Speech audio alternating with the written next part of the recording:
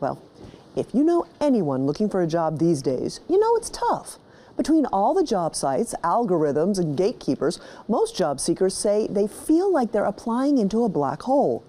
But imagine how much harder it could be if you were at a real disadvantage. Carolina Impact's Jason Terzes joins us with more.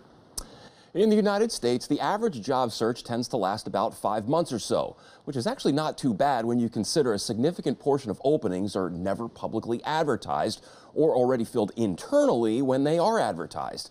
And get this, it's estimated that 75% of resumes and applications are rejected by computers, applicant tracking systems, before hiring managers even lay an eye on them.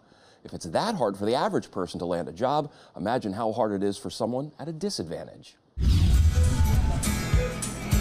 It's another day on the job for Ben Steinman at the Subway on Eastway Drive in Charlotte, wiping down tables and chairs and sweeping the floors, all necessities in the food service industry. What do you do here? Clean tables, toilets, back there, sweep the tables, sweep. You help keep the place clean. Right. It's a job Ben has been doing quite a while now. 6 years. 6 years? Yes. You've been here for 6 years, I'm assuming you like it. Yeah, I like it a lot. We hope Ben never stops working here, honestly. Ben has what's known as an IDD, an intellectual and/or developmental disability, specifically Fragile X syndrome, which is a genetic condition. But through his work ethic and personality, Ben's grown to be a big part of the Subway family. Ben's been like family ever since, like a little brother to me, honestly. Right, Ben? Like you. He's always very happy and, he works hard in here. If he makes a mistake, he apologizes every single time, even when he doesn't need to. Subway owner Drew Hawkins took a chance on Ben, and it's worked out. You can't judge a book by its cover, first of all. You have to give people a chance. Unfortunately, though, not nearly enough employers do. Of adults ages 21 to 64 who have an IDD and want to work and can work, only 34% of them are able to find jobs. We have to educate the employers in the market that there's a whole sector of people here who want to work and can work and will be the best employee that you hire. You just need to be aware that they're there. IDD refers to those with Down syndrome, autism, cerebral palsy, and other mental or physical disabilities.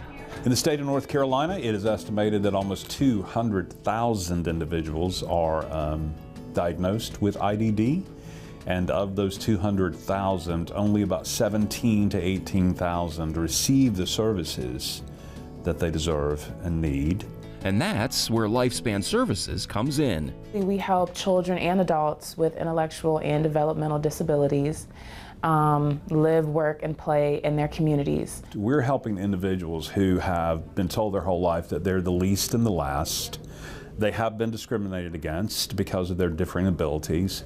But Lifespan comes along and says, let's illuminate your abilities. What are you good at? What do you want to do?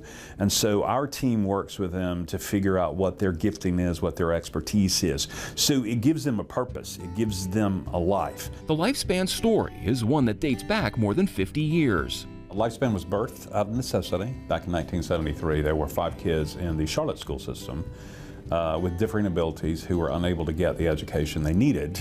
Members from St. Mark's Lutheran Church created an educational day program to help those students. A gentleman named Lee Derby heard about it, and he worked with St. Mark's Lutheran Church, and Lee Derby and the church took those 5 students, picked them up every day in a Volkswagen white and red bus, and took them to a Sunday school room and delivered the education that they deserved and needed. Because we're called Lifespan because we help throughout the entire lifespan. So literally from 6 weeks old until whenever, until it's that time. So their entire life.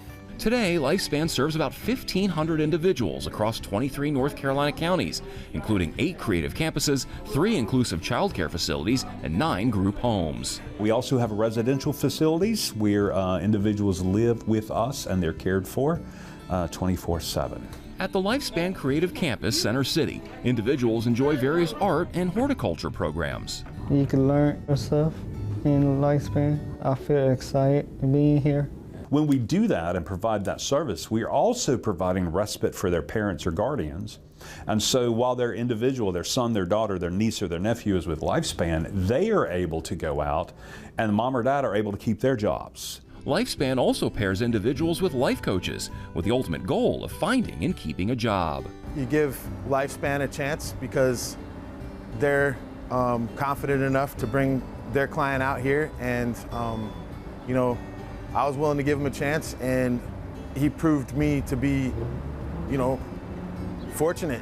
Lifespan was just one of several organizations recently taking part in the second annual Abilities Employment Symposium.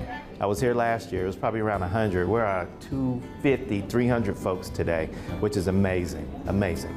The more that we're exposed to understanding how we can do this together, the better off we are as a community. Plain and simple. There's a lot of fear factors, a lot of things people don't understand. Well, you bust down all those walls just by attending events like this. The symposium featured networking, school and job training programs, and perhaps most important of all, mock interviews for individuals to practice their skills. What do you like best about working there? What's your favorite thing about working there? Greet the customers. Greeting the customers, okay. Mock interviews, how cool is that? To get a chance to do a mock interview, practice while you're here, learn that you need to smile. I've heard that 5 million times out there. As long as I wear my smile, I can get the job. Well, I'm gonna believe in that too, right? The goals are education, enrichment, and employment. But a good portion of Lifespan's mission is simply changing people's perspectives about those with IDD. We see someone coming down the sidewalk in a wheelchair, we will subliminally and literally cross the road and go down the other side of the sidewalk because we don't want to engage. Why? Because we don't know how. We don't know what to say. But my point here is in telling the story, be part of the story. Interact with somebody who has an IDD. Speak to that person in a wheelchair. Call them by their name. Don't talk about their disability. Don't diss their ability. But just invite them in and say, hey, how you doing? Where are you going? What are you doing today? That's the kind of story that changes lives. So I'm a huge fan of Lifespan. They do amazing work throughout this area. What else did you uncover when working on the story? Well, like most nonprofits, Lifespan relies heavily on individual giving, with 63% of its funding coming from personal donations and just 7% from corporate sponsorships. The other 40% is made up of grants through the city, county, state, and federal governments. But as we've been talking about, and it's so much in the news lately with all the potential cuts to federal government and budgets and nonprofits, they could be losing some funding as so many other nonprofits, so they're running the risk of that and kind of waiting to see what happens there in the federal government.